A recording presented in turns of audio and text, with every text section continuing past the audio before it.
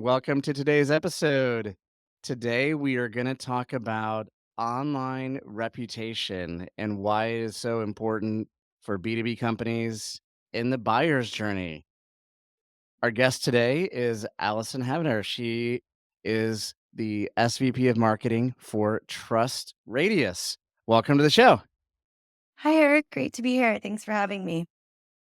So, before we jump into this great topic of online reputation, why don't you start off by just giving us a little bit of context for a minute or two about who you are and what you do? Yeah, as you mentioned, I'm the SVP of Marketing at TrustRadius. Many of you, if you've heard of TrustRadius, millions of buyers come. They do research on different software and ultimately make a decision on which technology that they want to use. So my job is to work with a lot of the vendors that have a presence on TrustRadius to attract these buyers and engage this kind of in-market audience. And then we also do a lot of marketing to buyers. So we really want to understand the way they want to interact with the vendor, the way they want to buy, their expectations. How can we give them useful content so they can make the most confident decision possible? So, I've been in the B2B space for a long time, grown up in SaaS. Before Just Radius, I was at a company called LiveRamp, which is in the ad tech space. I was there for 8 years and grew my career and then came over to Trust Radius about 3 years ago. And Allison and I met as part of a marketing leaders group called CMO Huddles, which is a fantastic group that talks about a lot of these issues, including what we're chatting about today of how the buyer's journey has been evolving. And the reason I wanted to have her on the show is just to talk about if buyers are spending 80 or 90% of the time before they buy researching online, which solutions they want to purchase before they even talk to a salesperson, the online reputation is pretty important. And in a world filled with spam and fraud and bots, I find myself even as a buyer of softwares and marketing solutions sorting through, is this real? Is this fake? Is this a scam? Is this efficient? Is it fraud? There's so much noise out there. It's really hard for buyers to sift through that. And the last thing you ever want to do is be working in a company in a leadership position and buy something for the company that is not good. That is really bad. Like you could get fired bad. So it's a pretty important topic for a lot of people who have to buy things for their company as part of their job. Marketers have to buy a lot of things for their companies as part of their job, but functionally, almost every function has to buy things. So this is a really important topic. Millions of people struggle with this research component. So we'll jump into this today, but let's start off with your story, Allison. Tell us about some of the best marketing that you've done in this area. So when I think about marketing programs and when I think about Trust Radius, and one of the things that got me really excited to come over to the company was that there was an in-house research team. So this research team not only they maintain our site in terms of what categories we cover, the products within those categories, and that whole taxonomy, but they also do research in terms of all the buyers and vendors that we work with and really trying to understand what makes a buyer more confident to make a purchase. What are their expectations when they go into that research phase? And then how are vendors missing the mark? And so we've released a report for the last 8 years called the B2B Buying Disconnect. And so we essentially study just that. Here are my expectations as a buyer. Here's how it's evolving, given the macro trends around me, what I'm used to, and then how are marketers either rising to that occasion and really meeting their buyers' expectations, or where's the disconnect? And so this report is really the backbone of our marketing strategy and actually our whole go to market. So when we think everything from like brand, thought leadership, our PR strategy, all the way down to our sales deck, that they use a lot of this research when we're in sales conversation and trying to push deals over the line, when we're engaging with our customers. So we really use this research in a full funnel kind of marketing capacity. And it really helps us in terms of our building our brand, building our authority in the space, and really trying to gain mind share in the market. And so I would say our kind of marketing strategy is really research driven. And I'm really proud of that because I think it's really hard for B2B, especially in SaaS, is what's our POV in the market? What macro trends are we going to align our brand to and have an opinion and put it out there in a consistent way? I think that's really hard for companies to do. And so to really lead with that and for that to be a real pillar of our marketing strategy, I think is really special and something that we really hang our hat on. I think that's fantastic. What is the hardest thing about having a research-led marketing foundation? It takes time and it takes resources that you don't necessarily as a marketer have a line item for. You know, if you go to most marketing departments, they don't have research or survey or this or these types of reports. Like usually you would contract like a third party and maybe an agency who could help you with this. Some PR agencies do this. It's not necessarily a line item that we have to build do the research and build your own report. I think also marketers get nervous when it comes to research like this because we've all done some kind of brand analysis or brand survey that took 10 months and you're like, oh my God, this is the worst experience. And by the time you get it, it's stale. And so I think research inherently to marketers is like a kind of a scary concept because we want to move super quickly. We want we want like a finished product or a piece of content in hand so we can slice and dice it into 10 different pieces of content and get it out into market. We want that third party validation. So we're a little bit nervous to do it ourselves. Will people believe us? Will people care? So it seems like a big undertaking.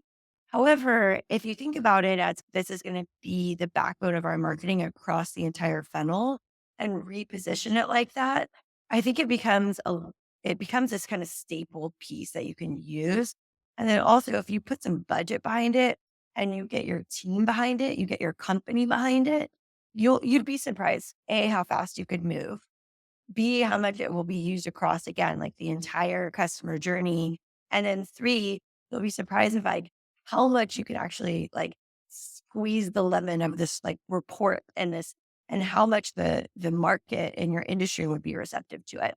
Especially in a world of AI where content is becoming super commoditized. When you have proprietary research, Yeah, I think from a credibility perspective, absolutely.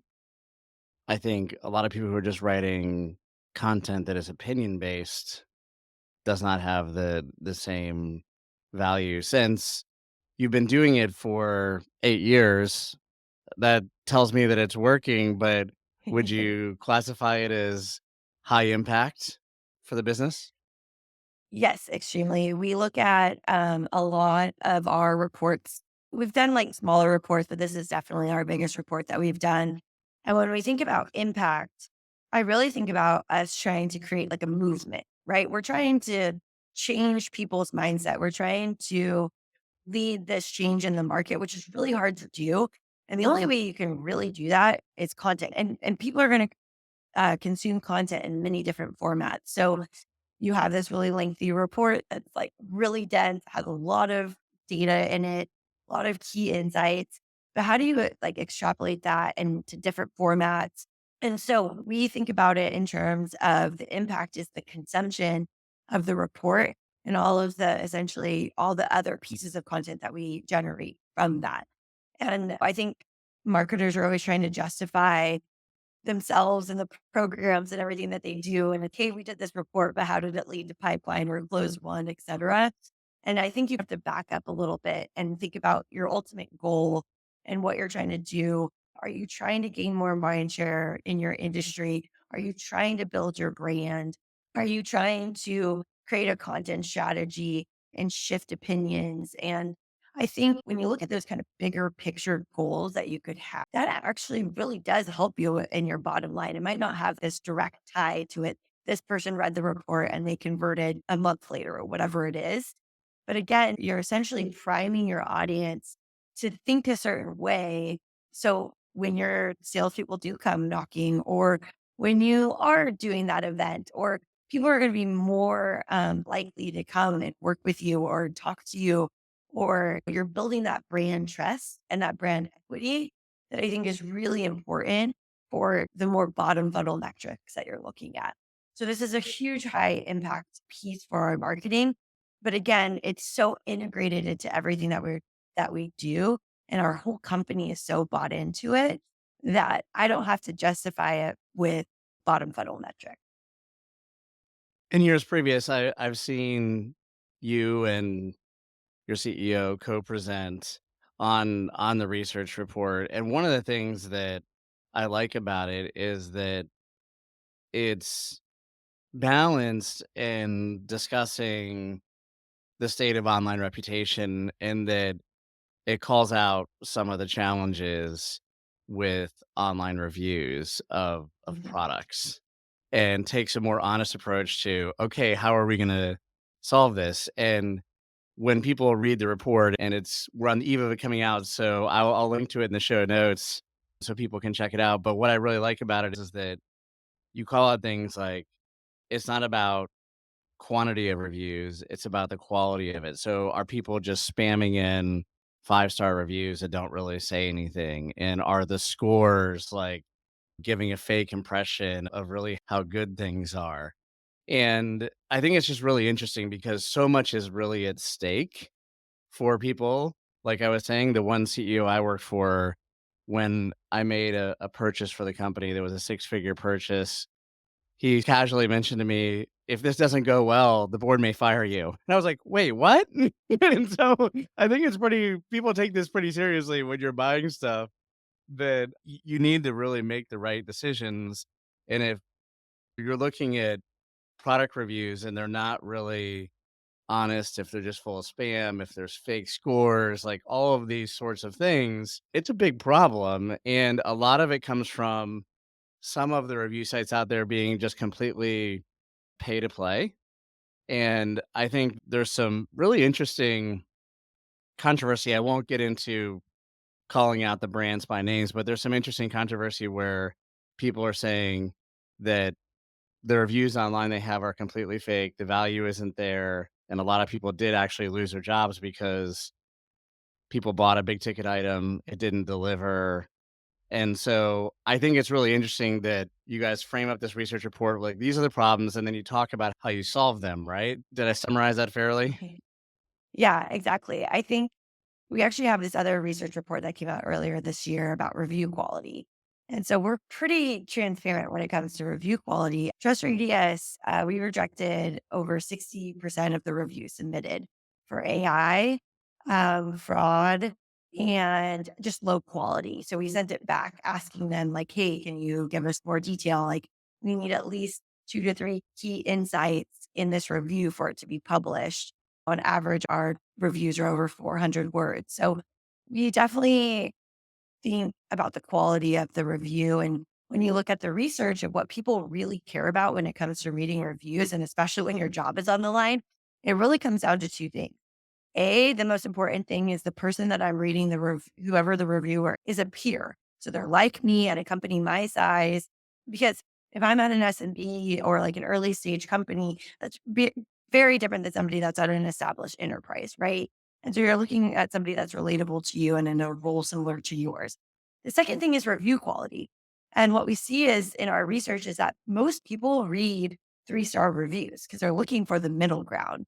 They're not looking for the detractors or like the people that are cherry picked and giving them 5 stars. They're just looking for information to understand what are the use cases that were implemented, what are some of the gaps that they saw. And again, when your job's on the line, you're super risk adverse and you're skeptical.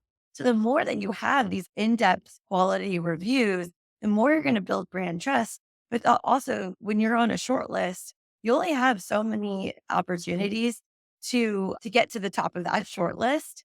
And most people will make a decision before even talking to a salesperson. And that's where it really backs into the how important online reputation is, but how important it is to do it right. Because if you go to somebody's profile, it's really easy to see the gamification that happens. And then they have thousands and thousands of reviews. Everything is 5 stars. That doesn't build brand trust. That doesn't actually help your buyer make a confident decision. I love that advice to read the three-star reviews, but Allison, are you saying that technology products aren't perfect? Is that what you're saying right now? Look, we all like there. I think it's like at the end of the day, the grass isn't always greener using some other technology. but it's just you have to know what grass you're working with in a sense and what's best for your company and where you are in your sophistication level.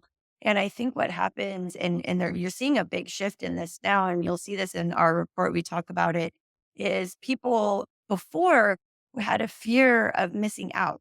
Oh, I need to get this platform. I need to get this platform. Oh, this next sparkly, glittery thing. And then all of a sudden, we're sitting with a bunch of tech stack flow and nothing talks to each other. And now, as buyers have become much more risk adverse, much more skeptical because there's so much misinformation out there, I would rather just adhere to the status quo and keep things moving forward and try to implement all this new technology where my job's on the line. And so that's going to be a big factor for vendors to overcome like hesitation and indecision. And that's really where it's going to come down to transparency and building that brand trust. Whatever your question is about our product, it can do that. That's what the people would tell you, right? We need our reviews to be a little bit more honest. I think you have another insight on, given how hard this is, how can companies have a better strategy about building their online reputation with customer groups?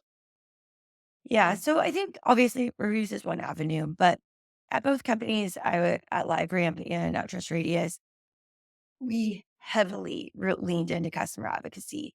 I think that, and you see it for everybody in the marketing world, you see how customer marketing is like taken a side step and hasn't really been integrated into the marketing strategy. Really successful companies, you can see that they put their customers front and center, but it's not lip service. You see a lot of customer voice that is shoehorned in. It's like a quote here, quote there, but it's not really how you're defining your brand and your messaging and using customer voice to do that. And I think it's really mission critical. Again, if we go back to that transparency, that brand trust, and having your customers do it for you, having them have the real conversations and giving them a platform to do that, it it elevates you so much more than obviously you saying it or your salesperson saying it. It makes those conversations much easier for your salesperson if they've already heard it from your customers. And so I think about customer marketing not being like this addition, but it's actually integrated into our marketing strategy. um, One example at Just Radius, we realized that case study is just like a scary word. Like nobody wants to deal with a case study. We all know that we really love to hear like these stories, but really they're just like we rebranded it as a customer spotlight. And we really made it about the person, not necessarily like the company or like that side of the house or like the logo that they represent, but really about the person and the change that they're driving and the results that they're driving. And obviously that it's how they're using Trust Radius to do that.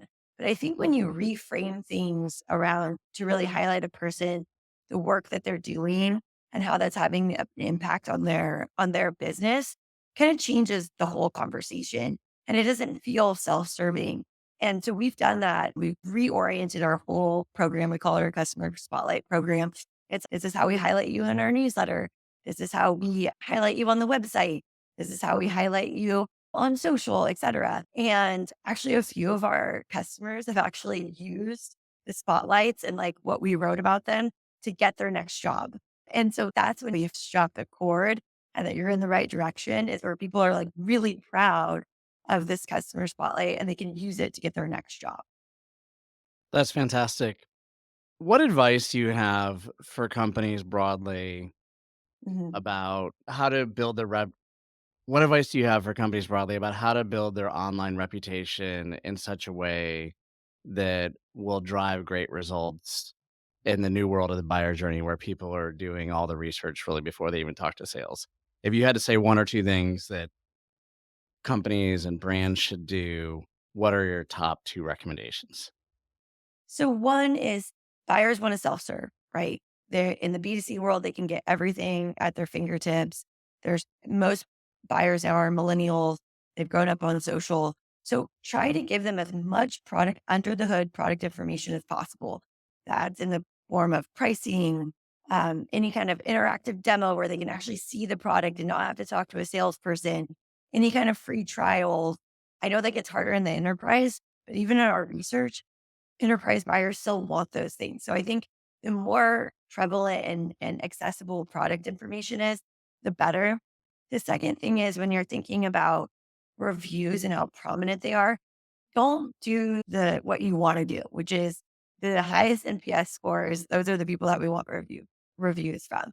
Try to not do the cherry picking. Don't be scared of even negative reviews because sometimes it's how you respond to them. So if you get a negative review and you can respond to it, like that says so much that you are like again, we're not perfect. No product is perfect. But again, it shows that you're willing to be transparent, you're willing to work with this person to improve the product. And again, that builds brand trust. So I think it's about making product information super available and not cherry picking when it comes to review generation and letting that be a kind of competitive advantage for I think that's great advice. And just to wrap up by flipping the table, you. if you're a marketer like me who loves to buy things, who has to buy a lot of things for their company for work, what are your one or two tips for buyers navigating the maze of online reputation, trying to find the right thing? So I think the more you can get involved in peer groups and listening to what's going on in the market, the better. I think also really challenging yourself and your team to overcome tech flow. So I tell my team is always trying to buy something, right? We're always trying to buy something. And I'm like, okay, what's the strategy? How is this? What's the implementation timeline? Who's going to be managing this? Think about when you think about people, process, technology. I think it's really having that strategy in place and pushing your team to think through. Okay, do we have the budget for this? Do we have the people for this? How is this going to improve our bottom line? Is this going to fit with the rest of our tech stack? Is this going to replace something? Is there a consolidation happening? But being really like critical of your team and pushing them to think about what is our strategy and how is this technology going to ultimately improve our bottom line. Because when you do that, you can really start to see their thought process and how, hey, you know what, we actually do need this. But then if you've already done the first month or two of work after you purchase the technology, you can expedite the time to impact that technology is going to have on that bottom line. Awesome advice. Thank you very much, Allison. I'm going to link to your website and the research report in the show notes. We appreciate you sharing your stories, your research, and your insight with us today. Thanks for being with us. Yeah, thank you so much. This is fun.